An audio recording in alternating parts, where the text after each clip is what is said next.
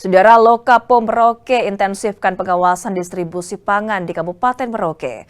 Pengawasan dilakukan untuk memastikan produk makanan yang beredar aman, bermutu, dan layak dikonsumsi masyarakat.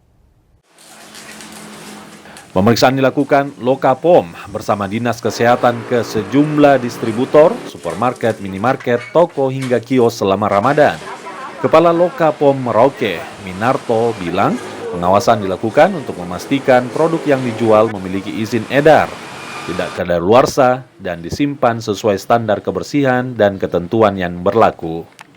Dari pemeriksaan yang dilakukan, petugas hanya menemukan beberapa sarana yang belum memenuhi ketentuan, terutama kebersihan dan penataan produk.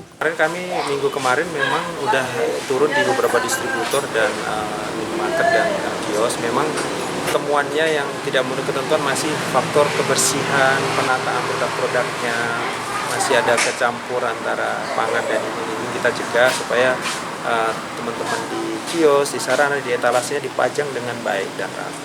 Itu yang masih kemarin ketemuan. Jadi untuk yang tanpa izin edar tidak ditemukan. Kadaluarsa juga belum ada cukup signifikan seperti itu. Pengawasan dan pemeriksaan terus dilakukan hingga sepekan setelah Idul Fitri. Pelaku usaha diharapkan lebih memperhatikan standar keamanan pangan agar aman saat dikonsumsi. Katlen Romera, Kompas TV, Merauke, Papua Selatan.